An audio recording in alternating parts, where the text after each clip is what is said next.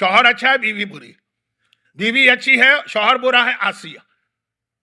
اچھا اب اسلام جو 3 دن کا میرا موضوع، جو اسلام ہمیں کہہ رہا ہے کہ تمہیں اپنے گھر کا ماحول اور بچوں کی تربیت صحیح کرنا، اس کے اندر خاص طور پہ کہہ رہا ہے کہ یہ اسٹارٹ جو کرنا نا، یہ بیچ سے نہیں کرنا.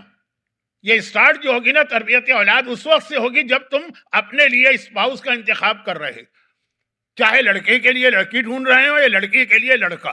اچھا میں تو ذرا پاکستانی ماحول کی بات کر گیا جو ارینج میرج ہوتی.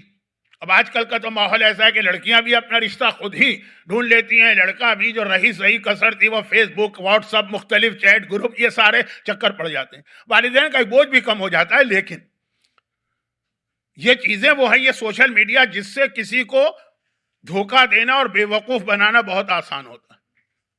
ابھی حال ہی میں، حال کا مطلب یہ 3 دن پہلے کی بات، سوشل میڈیا نے، سوشل میڈیا کا وہ حصہ ٹک ٹاک جو شاید یہاں پہ اتنا نہیں ہے، پاکستان میں تو پاگل ہو رہی ہیں لڑکیاں،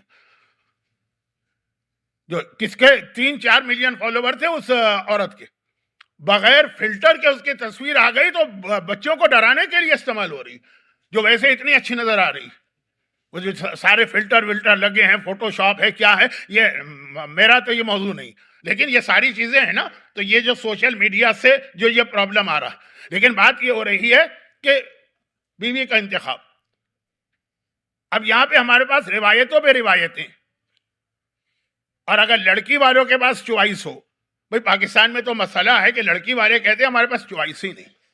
پاکستان میں تو بیٹیاں ایک بڑا مسئلہ، چوتھے امام کی حدیث ہے 4 چیزیں ایسی کہ ذرا سی بھی آدمی میں اگر غیرت ہے نا تو یہ بہت بڑا بوجھ ہے اس کے اوپر. ہو سکتا ہے یہ 4 چیزیں آج کی یہاں کی ویسٹرن لائف کا ایک پارٹ بن گئی.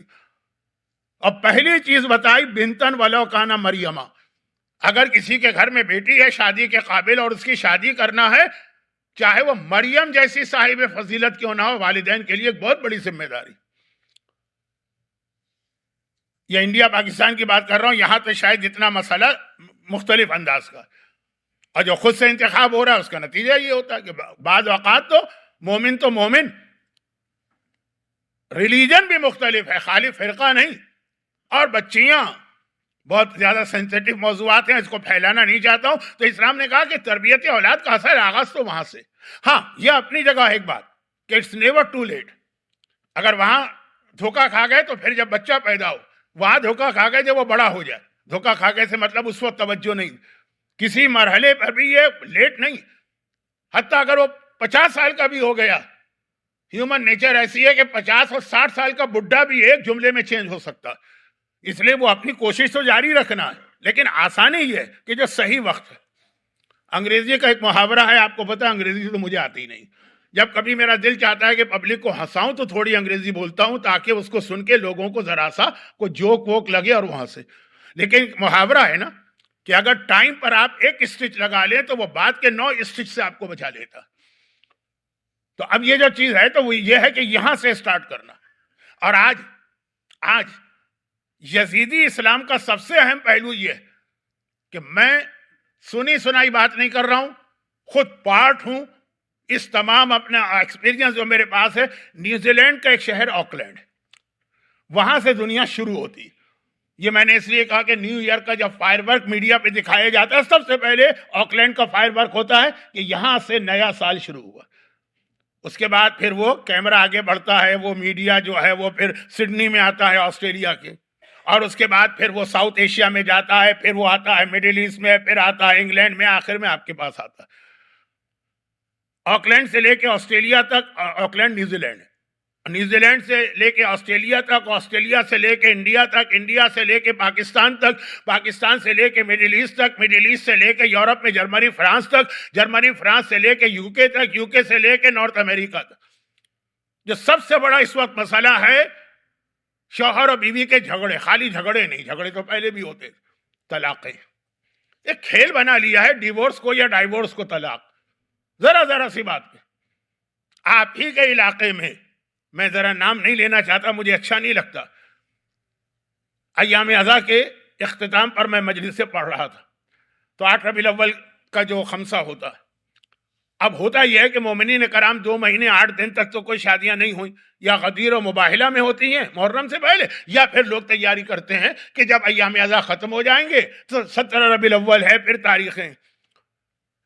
تو ہمیں بھی کبھی دعوت مل جاتی ہے کہ مولانا آپ 8 ربیع الاول کو تو یہاں ہیں، 4 دن 5 دن اور رہیں گے، وہ شادی ہے، شریک ہو جائیے گا. لیکن کثرت سے شادیاں ہوتی ہیں. تو اب میں 2-3 سال کی بات کر رہا ہوں.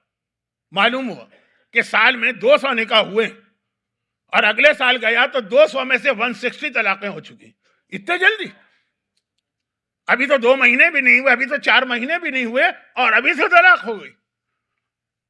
یعنی اتنی تیزی سے دھڑا دھڑ طلاقیں ہوتی ہیں نئی شادیوں کے اندر، پرانی تو چھوڑیں.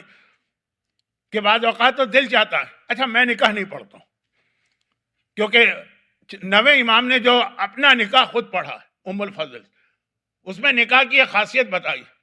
اما بعد فقد کان من فضل اللہ علی الانام ان اغناہم بالحلال عن الحرام.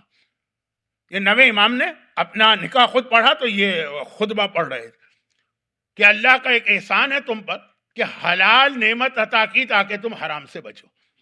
یہ نکاح، یہ شادی ایک حلال لذت دی ہے نا، حلال طریقے سے اپنی خواہشات پوری کرو تاکہ حرام سے بچو. نکاح نام اس چیز کا ہے جو حلال اس لیے دیا گیا تاکہ حرام سے بچے. اور شیطان نے کیا غضب کیا، دنیا بھر کے جتنے گناہ ہیں وہ نکاح میں لا کے جمع کر دی. پیکیجز ہوتے ہیں نا، یہاں پہ گناہوں کا پیکیج ہوتا ہے.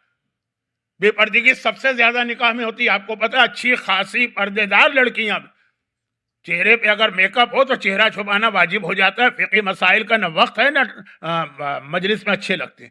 لیکن میں بتا رہا ہوں جو بے پردہ ہیں وہ ہیں، ان کی تو بات ہی نہیں. لیکن جو واقعاً حجاب والی ہیں وہ بھی شادی کے موقع پر، اب وہ میوزک اور وہ ڈانس اور وہ بے حجابی، اور ایک بہت بڑا گناہ فضول خرچی اور اسراف، جس کو تو گناہ ہی نہیں مانا جاتا. اللہ نے دیا ہے تو ہم خرچ کر رہے ہیں. جس اصول کی بنیاد پہ سوسائڈ اسلام میں حرام، بھائی اللہ نے ہم کو زندگی دی ہے، ہم خرچ کر رہے ہیں، خودکشی کر رہے ہیں، حرام. اسی طرح وہی اصول فضول خرچی میں آتا ہے. اللہ نے مال دیا ہے لیکن جس طرح اپنی جان نہیں دے سکتے ہو یہ کہہ کر کہ ہماری مال جان ہے. تو اب یہ بہت ساری باتیں میں جمع نہ کروں تو شادیاں بیاہ میں اتنے حرام ہوتے ہیں کہ اس کا رزلٹ یہ نکل رہا ہے کہ شادیاں 2 سال بھی ٹھہر جائیں تو بہت غنیمت. 2 مہینے 4 مہینے کے بعد کے بعض اوقات جب لوگ کہتے ہیں کہ مولانا نکاح پڑھ دیجئے تو میں تو نہیں پڑھتا ہوں. کیا زیادہ سے زیادہ ایک مومن کا دل خوش کرنا مستحب ہے نا، لیکن وہاں جائیں گے ہزاروں گناہ ہوں گے. تو خواتین تو اب اتنا احترام بھی نہیں کرتی ہیں کہ اگر کوئی بزرگ یا عالم آ رہا ہے تو ذرا اس کو دیکھ کر ہی سر کے اوپر آنچل ڈھنگ سے ڈال لیں. پہلے کم از کم اتنا احترام تو تھا نا، اب وہ احترام بھی کم ہو گیا. تو اب ایک سنت کام کے لیے سینکڑوں حرام کام کیوں مول لیے جائیں؟ کو کیا فائدہ ہوگا؟ لیکن بعض اوقات دل چاہتا ہے کہ آپ نکاح پڑھوانے آئے ہیں چلیں، تو آپ ایسا کیوں نہیں کرتے ہیں کہ پیکج ہم سے لے لیں. کیا پیکج؟ کہ ابھی اگلے ہفتے آپ طلاق کے لیے بھی آئیں گے ہمارے پاس، تو ابھی سے آپ ڈیل کر دیجئے کہ نکاح اور طلاق دونوں ملا کے. یعنی اس کثرت کے ساتھ اور اتنے جلدی طلاقیں ہو رہی. آل محمد کے جو طلاق کی حدیث ہے، دیکھیں اسلام بہت ہی لاجیکل مذہب. دنیا کے ایسے مذہب بھی ہیں جو کہتے ہیں ایک بار رشتہ ہو گیا ہو گئے، اب لائف اور ڈیتھ ساتھ رہنا ہے، موت ہی ہم کو سیپریٹ کرے گی. چاہے برا رشتہ ہے، چاہے غلط رشتہ ہے، چاہے برا شوہر ہے، چاہے بری عورت ہے، لیکن رہو ساتھ. ریلیجن کی بات کر رہا ہوں، لا آف لینڈ کی بات نہیں کر رہا ہوں. لیکن اسلام نے نہیں، لاجیکل کہا نہیں، اگر واقعاً اتنی خرابی ہے تو طلاق رکھی گئی. مگر کیا کہہ کے رکھی گئی ہے کہ دنیا میں اللہ نے جتنی حلال چیزیں بنائی ان میں سب سے زیادہ جسے اللہ ناپسند کرتا ہے وہ طلاق.